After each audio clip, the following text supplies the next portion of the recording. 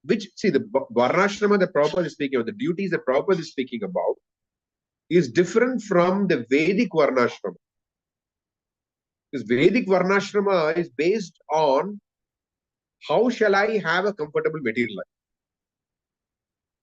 But the Daivi Varnashrama, which Prabhupada is speaking about, or which Bhaktisiddhanta Saraswati Thakur, Bhaktivinoda Thakur spoke about, is that situation where one can be more enthusiastic in devotional service. I gave the example of a sannyasi who fell down. When that sannyasi fell down, Prabhupada was writing the purports to Gajendra and the crocodile incident. So there in that, Prabhupada explains what is the idea of Varnashrama that is introducing. So there he explains that even though the elephant is a very strong animal, because the elephant was in water, it got defeated by the crocodile. And so the elephant had to raise its hands and pray to the Supreme Lord, Gajendra, prayers of Gajendra, the famous prayers. So then the purport Prabhupada says, so if one is not able to practice Krishna consciousness by taking up the renounced order of life, then it's better that one does not take up the renounced order of life, but one takes up a situation where one is more enthusiastic to fight Maya. Then he speaks about accepting a wife and things like that. So Prabhupada's idea of Varnashrama was, be in a situation where you can fight Maya with more enthusiasm. It is not a platform for material enjoyment. Material enjoyment may come, obviously. There'll be always some material enjoyment. But it is not the pursuit of material enjoyment. It is the pursuit of being well situated, more enthusiastically situated in Krishna consciousness. That is the pursuit. The pursuit is not the material enjoyment. A material enjoyment comes. And one does not have to feel bad about the material enjoyment that's coming. Okay, that's fine. But the focus is on being enthusiastic to fight Maya. So when one has a Varnashrama situation like that, for example, marriage, okay, it is not necessary to attain. For example, he says, yeah, I mean, if someone cannot be in a renounced order, then one can be married. No, marriage comes with a set of duties and obligations. It's not just, okay, a man and woman get together and we decide we're getting married. No, it comes with a set of duties of both the husband and the wife. So, some of those duties are, I mean, not some of them. Apart from chanting and reading, those are all dharmic. Those are pure devotional duties. But there are some other duties connected to the ashram itself. So, but which can be purified in devotional service.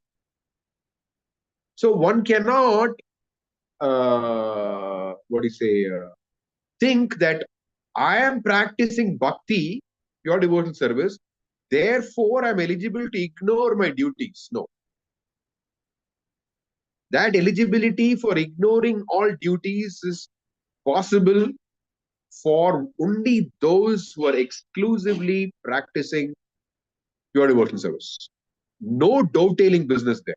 If we are involved in dovetailing, which means that we are converting a material situation into a spiritual situation, then we are obligated by the duties of that situation.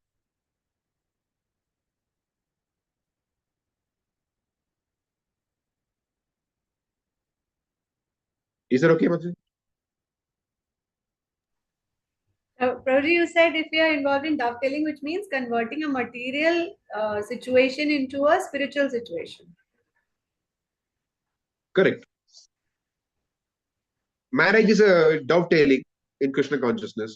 There are so many things which we keep dovetailing in Krishna consciousness, no? Right. So, I mean, different things that we do. For example, I'm going out to work. Then what does it mean? Is it bhakti? No, it's not bhakti directly. You have to purify it and make it into bhakti. It's like an iron rod, Prabhupada says, has to be put into fire. When it becomes red hot, then you can say, okay, it is. So the work that one is performing has to be fully engaged in the service of the Lord, then it can become bhakti. But by itself, it is not. So if you say, okay, I'm in bhakti, so when I go to the job, when I go to my job, I don't have any duties. I can do whatever I want. Then you may not get a paycheck. No?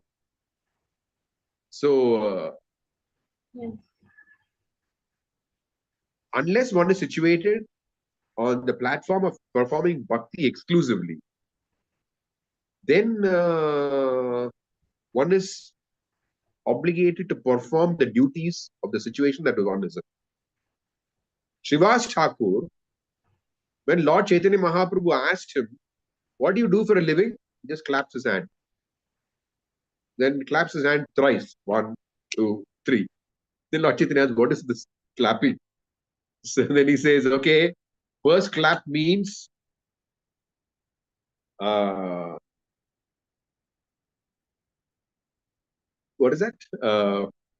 First clap is if Krishna does not give me food, then I'll fast, something like that. And the second clap is that I forget. Okay, third clap is I will just jump into the Ganga. That's it. So that is called. But when Lord Chaitanya Mahaprabhu hears that, how does he respond? He responds by saying that even if Lakshmi Devi has to take a begging bowl, has to handle a begging bowl and beg, still you shall never be bereft of fortune in your house. So Lord Chaitanya was so impressed because that is a level of bhakti which Srivas Thakur exhibited. We are not on that level. If we don't get money, then we become anxious. Lord Srivas Thakur is not anxious. Okay, three claps, that's it, over. I'm going to jump in the Ganga and die, finish. So that platform we cannot imitate. So we should be on the platform that we are in, and whatever duties are connected to the platform that we are in, that we should execute diligently. As I gave the example, you go to work and say, okay, I'm practicing pure bhakti, your boss will not care for that. It's okay, forget your paycheck also. Then bhakti, like I remember once, Jayadvaita Maharaj once gave a seminar on how this loud kirtans can create hearing loss. So the volume of the kirtans have to be maintained at a very decent level so that you don't develop hearing loss. So then, in the question and answer session, someone asked this question, Maharaj, kirtan is transcendental. So how do we understand that, okay, if we say, we're hearing kirtan, but how can we attribute a material disadvantage to a spiritual activity? Okay. So then Maharaj said, I expected this question. So if you consider kirtan to be transcendental, then you should consider your hearing loss to also transcendental. So that's how he responded. Okay. So like that, so if we don't perform your activity, don't work and then say, okay, I'm better with bhakti, the boss will say, you don't take the check. That time we cannot protest. No. You should consider the not getting the check also to be transcendental. So this is the point, that one cannot ignore one's duties as long as one is dovetailing. There's no exemption. That injunction is only for those who are practicing exclusive bhakti. That's it. And none of us are on that level. So let us not even think about it.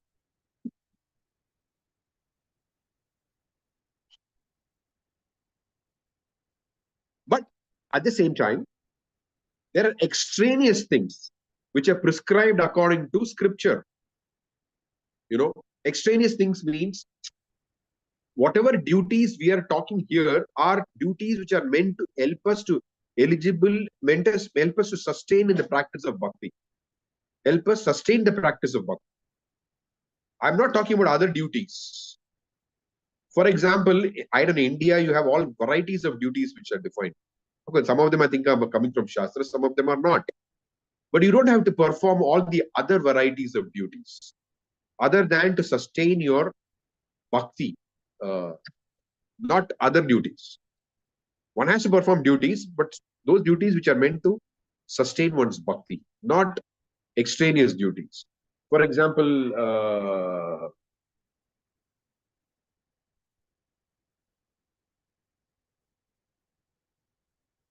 I have my, okay, I'm not saying me, this is not a real example. I'm just talking, when I say I means I'm just talking in general I. So I have some cousin and I need to go and dance at his or her Sangeet party. That's not a duty. Come on. People may say it's your duty, it's your cousin. Why don't you come and participate in the Sangeet ceremony, dance to a Bollywood song? That's not your duty. I'm just saying. So you're free from those kind of duties. But duties which are connected to sustain bhakti, that we are not exempt.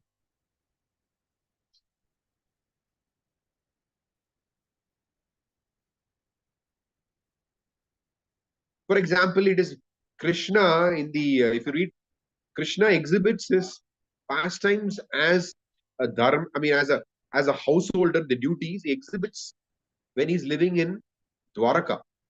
Until he goes to Dwaraka, he exhibits extraordinary characteristics. But there, when he is in Dwaraka, he does so many kinds of things. He worships the demigods, so many things he does. Those are not meant for us to do. Those are the standard Varnashrama duties which is demonstrated.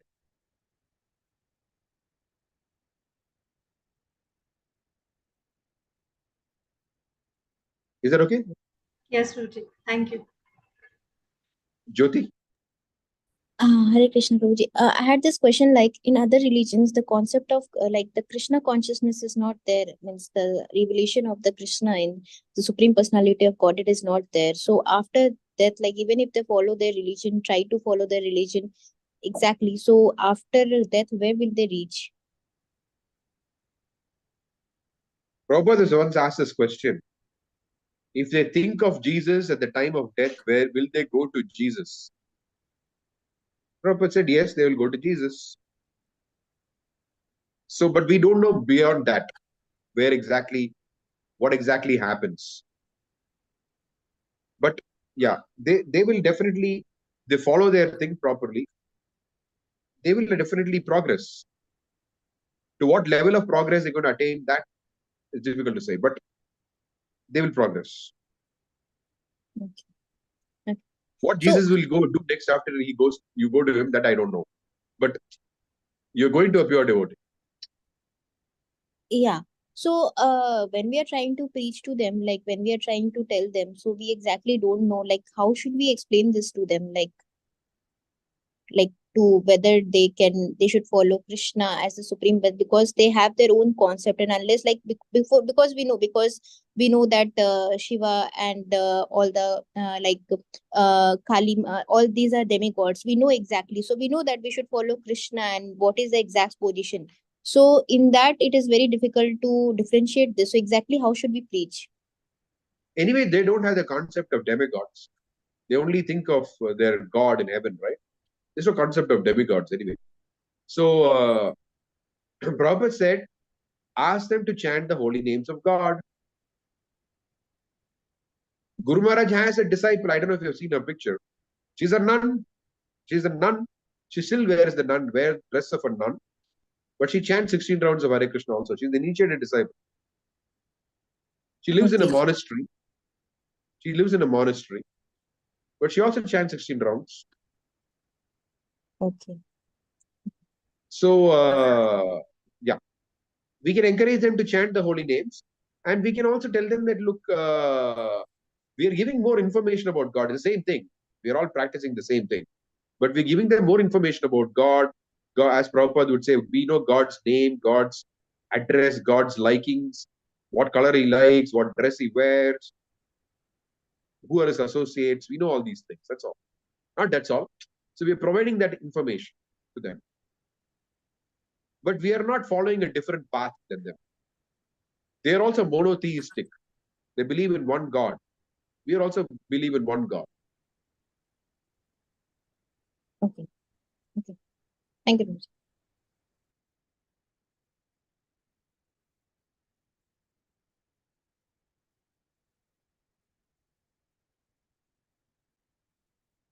Okay.